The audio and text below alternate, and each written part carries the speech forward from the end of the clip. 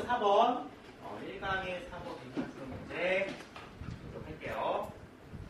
Creative writers can strengthen their work with allusions without explaining them. 자, 창작 작가들, 창작 작가들은 뭐 할 수 있나 봤더니 그들의 작품을 강화시킬 수 있어요. 작품을 강화시킨다고 무슨 얘기예요? 잘 쓴다는 소리들을요. 그를 뭔가 세련되게 만들고 매끄럽게 만든다는 무엇을 가지고? 알루전. 인유라고 하는 걸 가지고 그들의 작품을 강화시켜요. 근데 인용이 있는데 인용은 뭐냐면은 일종의 인용이에요. 인용. 또 인용은 이렇게 하잖아요. 그렇죠? 그 말을 다 하는 게 인용인데 인유는 인용보다 조금 덜한 인용이에요. 이거 왜 이러잖아. 인용할 때 인용은 아예 다운글을 쓰잖아. 근데 인유는 직접적인 인용은 아닌데 그 대상의 특징을 인용하는 거예요. 예를 들어 보죠. 내 여자친구는 서련 같아. 서련처럼 여자친구는 더. 서련 싫어하죠, 여러분들. 그랬을 때 서련이 누구에 대해 서련이 누군지 설명 안 했잖아요. 선생님이 안 했지만 여러분들은 여자친구의 모습이 어떤지 알겠죠? 몰라. 바꿔줄게. 내 남친은 강동원처럼 생겼다? 그럼 이러죠? 반응이 나오잖아. 강동원 누군지 설명 안 했지만 남자친구에 대해서 좀 그려지는 거예요. 이게 인유예요. 인유긴 인유인데 설명 없이 하는 거예요.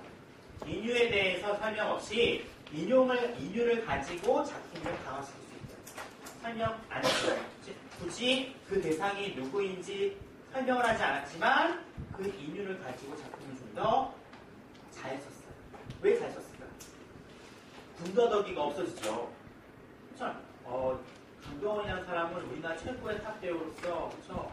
우리나라 영화를 장르를 두 개로 나눴어요. 강동원이 나오는 영화와 안 나오는 영화 나왔습니다. 참 잘생겼죠. 얘가 강동원인데요. 제 남자친구가 강동원처럼 생겼어요. 얼마나 부질부질.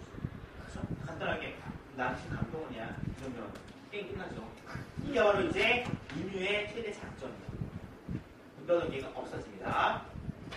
자, 그런데 트릭 보통 우리 알고 있기로는 속임수죠. 근데 속임수 말고도 비법, 방법, 요령이라는 의미가 있어요. 도대체 그 요령이 뭐냐는 거죠. 설명 없이 인유를 썼는데 왜 글이 강화되냐 봤더니 그 작가가 쓰는 요령이라고 하는 건 일단 독자들을요 화나게 하지 않아요. 그렇죠? 설명을 안 해줬잖아. 설명을 안 해준 것을 가지고 독자를요 화나게 하지 않습니다. 독자 입장에서는 강동원이 모르는 사람도 있을 거 아니야. 그런데 뭐래요? 화가 나지 않는. 왜 그런가 봤더니 첫 번째 믿어지면 문제가 중요한 게 아니에요. 그러니까 중요하지 않은 내용에 뭘 쓴대요? 인유를 씁니다. 중요하지 않으니까 사람들이 굳이 인용의 대상이 누군지 모르지만 오케이 한다는 거예요. 그리고 이러한 인유라고 하는 게 빵빵빵 이러한 이유 두 가지 때문에 이제 요령이라는 게 생기는 거죠. 픽자가 이야기하는 건 중요한 게 아니야 이거보다는 인유가 빵빵빵한 특징이 있기 때문에 이런 비법을 쓴다는 겁니다. 예를 들자면 우리는요 아주 안전하게 글을 쓸 수가 있어요. 뭐 없이 설명하지 않아요. 필드 씨가 누구인지 설명하지 않고 안전하게 글을 쓸 수 있어요. 예를 들어 필드 씨처럼 그녀는 아이들과 동물을 싫어해. 필드 씨처럼 걔는 정말 애들하고 동물을 싫어한대. 이런 말 했어요. 그렇죠? 필드 씨에 대한 설명이 나와 있어요? 안 나와 있어요? 안 나와 있습니다. 없이 그냥 필드라고 하는 사람의 인유를 해서 그녀에 대한 성격을요 설명해주고 있습니다. 근데 문제는 대부분의 독자들은 필드스에 대해서 알고 있어요. 왜 알고 있습니까? 인유를 할 때 진짜 생판 모르는 사람을 쓰진 않겠죠. 어느 정도 여러분들이 알고 있는 사람을 쓸 거예요. 그래서 그 특징을 알 거 아니에요. 뚱뚱맞게 김민아가 정말 이쁘게 생겼어. 김민아 누군지 아세요? 모르잖아. 제 딸이에요. 모르잖아. 근데 좀 아는 사람처럼. 서련, 강동원, 이수신정 써야 되는 거야. 이렇게 좀 어느 정도 인지도가 있는 사람을 써야지 인류가 성공주의. 대부분의 독자는요, 필드 씨가 누군지 알고 있어. 물론, 모르는 사람도 있겠죠. 얘기 나와요. 그런데, 이런 사람. 로즈데이 푸나운드 수식이에요. 그쵸? 자, 어떤 사람인가 봤더니, 영웅이야. 알지 못하는 사람이죠. don't know about build는. 요게 생략이 되어 있는 거죠, 이렇게. 그 다음에 본동사 know가 나왔으니까 수식어구는 don't까지고요. 여기까지가 주어구가 되겠죠. 이때 좀 놓습니다. 필드스에 대해서 모르는 사람들도 안 돼. 뭘 하느냐 봤더니 그가 누구더라도 필드스가 누구든지 간에 필드스는요 뭘 하는 거예요. 이 사람도 역시 마찬가지로 아이들과 동물을 싫어합니다. 그렇죠? 필드스처럼 그녀도 동물과 아이들을 싫어해. 이 얘기는 뭐야? 필드스가 누군지 모르지만 역시 필드스도 뭘 싫어하는 거야? 아이와 동물을 싫어하는 거죠. 어느 정도 어때? 정보를 얻을 수가 있는 거예요. 필드스에 대한 정보를요 아예 주지 않더라도 다음 글을 통해 가지고 필드스에 대한 제한적인 정보를 얻을 수 있게 됩니다. 그렇죠? 자, 후에버 같은 경우에는 누구든지죠. 또 후랑 많이 비교해요. 동사 같은 경우에는 뒤에 문장은 있겠지만 뒤에 역할은 뭡니까? 명사로 쓰여가지고 주어나 목적어나 보를 수 있습니다. 그렇죠? 근데 후에버 같은 경우에는 보통 뭐를 써요? 누구더라도 많이 쓰이죠. 양보절이 있기 때문에 부사절을 써요. 그래서 콤마 찍고 주어 동사가 나올 수 있는 겁니다. 앞에 있는 거에 하나의 문장을 쓸 수 있어요. 반면에 여기 후만 쓰면 될까 안 될까? 그건 안 되죠. 후는 명사 역할을 합니다. 명사 콤마 찍고 주어 동사가 안 나오잖아요. 여기는 후가 나오면 안 됩니다. 자, 명백하게도 자, 세계는 점점 어떻게 되고 있어요? 풍요화되고 붙지도 않고 여기 되는데 됐잖아요. 한번만 더 가자. The trick is not to annoy readers. For example, we could safely write, without explaining who W.C. Fields was, like W.C. Fields, she hated children and animals. Most readers will know about Fields, but those who don't will know that whoever he was, he hated children and animals. Obviously, the world is richer for those who can pick apart layers of meaning. 자, 명백하게도 세계는요, 더 풍요로워집니다. 이 사람들에게 있어. 누군가 봤더니, 피크 어파트 하는 사람이에요. 피크 어파트라고 하는 건 조목조목 검토하는 거, 세세하게 보는 거죠. 뭘 세세하게 검토해요? 의미의 층들을 조목조목 검토할 수 있는 이들에게는 굉장히 풍요로워요. 풍요롭죠? 모든 걸 세세하게 보는 건데, 얼마나 볼 것들이 많겠어, 세상에. 이 사람들한테는 어때요? 세상이 굉장히 풍요로워져. 솔직히 여기 왜 들어갔는지 모르겠어요, 그렇죠? 앞뒤 내용은 별로 연관성은 없어. 그렇지? 나왔을 때 공부했고요. The unexplained illusion is sort of a subterranean communication between writer and reader, a salute to a world of shared information. 자, 이렇게 설명이 되지 않은 인유라고 하는 건 일종의 테러리즘. 보통 이건 지하라는 뜻인데 지하에 있으니까 안 보이잖아요. 은밀한 의미가 있어요. 은밀한 의사소통의 일종이에요. 누가 누구 사이에 독자와 작가 사이. 지금 무슨 얘기냐? 설명이 다시 들어가죠. 일종의 경의의 표시입니다. 썰록감도 경의잖아요. 경의를 해주는 거예요. 뭐에 대해서 공유된 정보의 세상에 대해서 일종의 경의의 표시로서 작용합니다. 설명되지 않은 이유는 일종의 독자와 작가 사이의 은밀한 의사소통이며 이는 그들이 공유한 정보에 대한 경의의 표시입니다. 이게 무슨 내용일까? 아까 얘기했잖아. 독자들은 어느 정도 인류의 대상에 대해서 알고 있어요. 그렇죠? 모르는 사람도 있잖아.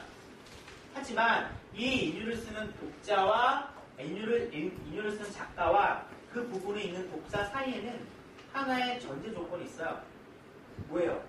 인유의 대상에 대해서 알고 있다는 거죠. 얘기는 안 했지만 필드씨가 누군지 얘기는 안 했지만 독자의 대부분은 필드에서 알고 있어. 정보를 공유하고 있는 거죠. 그들끼리만. 그렇죠. 그래서 뭐라고 쓴 거예요? 은밀한 의사소통이라고 쓴 거예요. 그리고 이렇게 서로 알고 있는 공유된 정보에 대해서 일종의 경의의 표시로서 뭘 쓰는 거예요? 설명을 주지 않는 거죠. 니들이 알고 있으니까 얘기하면 시끄럽지? 내가 얘기 안 할게. 이렇게 넘어가는 거예요. 이렇게 이렇게 쓰는 겁니다. 그렇죠? 근데 문제는 뭐야? 아는 사람은 괜찮은데 누가 있어 나가잖아. 모르는 사람이 있어. The reader who recognizes an illusion is twice blessed, but the reader who doesn't recognize will still understand it if it is carefully presented. 자, 이런 독자들은요, 어떤 독자가 봤더니 인유에 대해서 알고 있는 소자입니다. 그리고 공동사 이지가 나오니까 여기까지가 수식어고요. 앞에 있는 게 주어가 되겠죠. 인유에 대해서 알고 있는 독자들은, 인유를 인식하고 있는 독자들은요, 2배로 축복을 받았대. 왜 2배로 축복받았을까? 서로끼리 알고 있는 건데, 그게 나왔으니까 기분 좋을 거 아니겠죠. 나 저거 아는데. 그렇죠? 아까 나왔잖아. 강동원 나올 때도 이제 하나 있잖아. 모르는 사람이 어때요? 그런 소리 안 나오죠. 근데 자기가 알고 있는 사람이 나와보니까 어때? 기분이 좋아집니다. 무슨 얘기인지 알겠어요? 그래가지고 twice blessed라는 표현을 썼어. 그치? 여기까지 괜찮아. 근데 알고 있는 사람들한테는 기분이 더 좋아져. 그렇죠? 그 다음에 문제는 뭐예요? 모르는 사람들이죠. 이런 독자들. 모르는 무슨 독자예요? 모르는 독자죠. 인유를 인식하지 않는 독자입니다. 역시 마찬가지로 같은 구조예요. 운동사 나오니까 여기까지 잘라주시고 여기 주어입니다.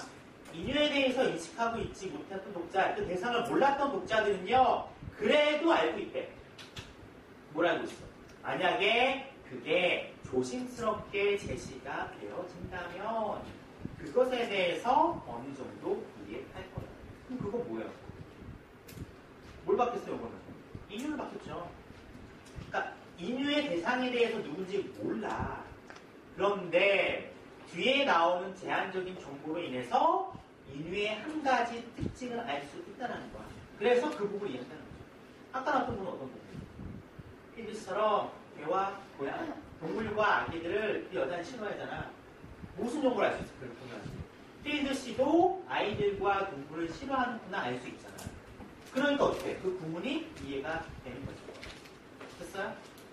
그래서 여기 나오고 어떻게 된다면 인유에 대해서 모르는 사람들도 인유에 대한 제한적인 정보가 후속으로 나오게 된다면 이해할 수 있다는 거예요. 그렇죠?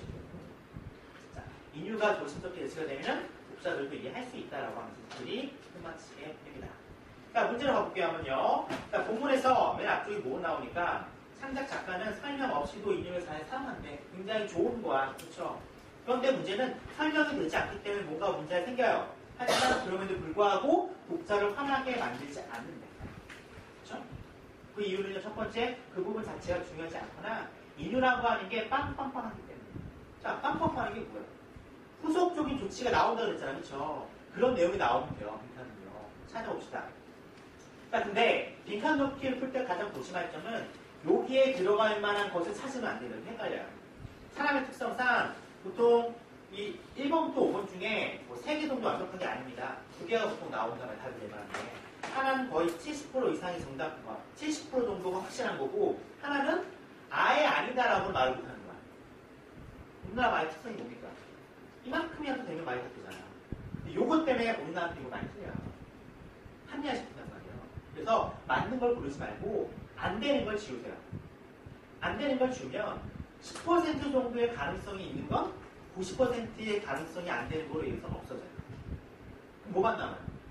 등치가 큰 가능성만 남아요. 그럼 덜 헷갈려요. 만약에 2개가 하나 남았어. 그때 뭐 하면 돼? 둘 중에 더 좋은 걸 선택해요. 그때 좀 선택폭이 좁혀지기 때문에 고를 때 좀 편해집니다. 자, 한번 봅시다. 그러니까 주제를 정교하게 합니다. 주제 정교한다는 얘기 나와요. 한 번도 언급이 안 됐어요. 이건 날라갑니다. 2번. 비극적 엔딩을 암시해요? 비극적 엔딩 언급 안 됐잖아요. 날라가요. 세 번째입니다. 자신만의 설명을 포함하고 있어. 그런 것 같아. 남겨놔요. 네 번째입니다. 마이너 디테일이다. 이 마이너 디테일, 굉장히 세세한 정보를 하나씩 목록하는데 이거 안 하려고 이거 쓰는 거잖아요. 그쵸? 그럼 다시 3번 어때? 정반대지 뉴에 날라갑니다. 5번입니다. 뉴 엔딩을 만든대요. 언급이 된 적이 없어요. 그쵸? 날라가요. 뭐가 남았습니까? 3번 남았어요. 문제 몇 번이요? 3번입니다. 일단 이렇게 푸시면 좀 더 수월할 수 있습니다. 주제입니다. 작가가 사용하는 인유의 기법이죠. 설명 없는 인유를 통해서 작가는 작품을 강화할 수 있다. 그렇죠? 왜? 중요하지 않고요. 그 뒤에 뭐가 나와요? 제한적인 정보가 주어지기 때문에 인유에 대해서 모르더라도 오케이 할 수 있다는 거예요. 그렇죠? 적다가 놓치면 동영상 올라오는 걸 보고 다 정리해 주시면 됩니다. 시간 너무 많이 주면서 다룰 수 있는 질문이 쏟아지기 때문에 토크를 좀 빨리 나눠볼게요. 자, 그래를 보도록 할게요. 자, 문장이 처음에 창작 작가가 설명하는 인유의 작품을 강화한다고 시작해요. 딱 색깔 보시면 아시겠지만 동일한 색깔이죠. 단절이 하나도 안 나옵니다. 여기에 대한 게 쭉 나와요. 이런 속해의 경우는 굉장히 진행이 쉽죠. 반전이 없기 때문에. 자, 인류라고 하는 건 인류를 통해 가지고 독자들요 짜증나게 하지 않아요. 설명이 되지 않음에도 불구하고. 왜냐? 설명이 되지 않은 인류지만 그를 뒷받침해주는 후속적인 설명이 뒤에 포함되기 때문에 그렇죠? 예를 들어서 힐비스 A씨가 나왔죠. 동물과 아이를 싫어한다라고 하는데. 그래서 왜 이렇게 설명이 안 됐느냐 봤더니 이미 알고 있는 거, 그 사람들. 독자는 알고 있기 때문에 이를 일종의 존중하는 차원에서 설명을 안 해줬다라고 하는 거죠. 알고 있는 거니까 굳이 얘기 안 할게. 그 독자는 어때요? 내가 이거 아는 건데 또 작가가 썼네. 기분이 좀 더 좋아진다고 했어요. 그리고 모르는 사람들에게 있어서는 인류에 대해서 신중하게 제시를 해주기 때문에 독자들은요 이해할 수 있다는 겁니다. 이런 흐름으로 쭉 진행이 되고 있습니다. 자, 그러면 우리가 이제 EBS를 푼 이유는 하나는 연계가 되기 때문에 그렇죠. 자, 하나씩 분석을 해봤더니 자, 어떤 유형의 문제가 나올 수 있을까 살펴봤습니다. 이렇게 나와요. 일단 보라색은 어휘예요. 자, 어휘적인 측면이 좀 있습니다. 화나게 만드는 그 독자를 설명이 안 돼 있어요. 설명이 안 돼 있습니다. 그리고 은밀해요. 공유되는 정도죠.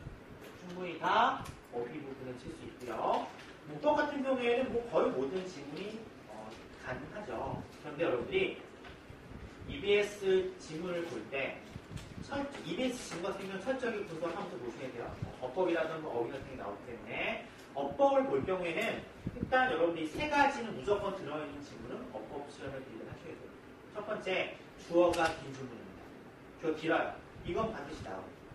주어가 긴 부분 나와가지고 사의 형태를 묻습니다. 두 번째, 관계사는 반드시 나오죠. 특히 what, at, where, when, whose. 그렇죠. 요게 나오면 또 봐줘야 돼요. 그리고 반드시 오형식 문장은 존재해야 돼요. 뭘 굉장히 많죠. 사역동사, 지각동사, 일반적인 오형식 동사, 뒤에 투부정사를 쓰는 오형식 동사. 왜? 목적보 자리의 형태 때문에 그렇죠. 목적보 형태는 거의 모든 게 다 와요. 부사 빼고 다 옵니다. 그렇죠? 부사 빼고 다 오기 때문에 굉장히 중요하고요. 어법 시험이 굉장히 좋아하는 거예요. 여러 가지 나오잖아요. 형용사들 부사로 올 수도 있고 원형이냐 ing냐, ing냐 이냐, 투부정사가 올 수 있느냐 이렇게 물어볼 수 있죠. 굉장히 많이 나오기 때문에 이 세 가지 항목은 무조건 있어야 돼요. 어법이 나오려면. 이 세 가지가 없는 지문은 어법 시험에 절대 나오지 않습니다. 그러니까 그런 지문은 문법성까지 분석할 필요가 없어요. 이 세 가지가 있는 지문 같은 경우에는 반드시 어법성을 빠져봐야 됩니다. 여기 보면은 either A or B 가능성이 있어요. 간접 부분입니다. 가능성이 있어요. then 나왔어요. 그렇죠? what을 바꿀 수 있겠죠? whoever. 요걸 바꿀 수도 있겠죠? 프로. 그 다음에 뭐 is. 긴 주어 구문인데 is가 나오고요. 수동태니까 또 가능해요. 근데 요걸 어법에 내기에는 뭔가 좀 아쉬움이 나요. 그렇죠? 지금 혹시 모르니까 살펴줬고요. 그 다음에 연결어가 두 개 나옵니다. for example과 appearance. 그렇죠? 근데 appearance는 부분이 살짝 뭔가 동떨어져 있을 내용이 실컷 인유하다가 이 세상은 말이야 층을 하나하나 보는 사람한테 굉장히 풍요로워 이렇게 돼버리는 거야. 나온 김에 해주긴 했는데 일단은 체크해놨습니다. 내가 출제자라면 안 되겠죠. 내용 자체가 좀 특이한 거니까 바로 좀 봤습니다. 자, 5번으로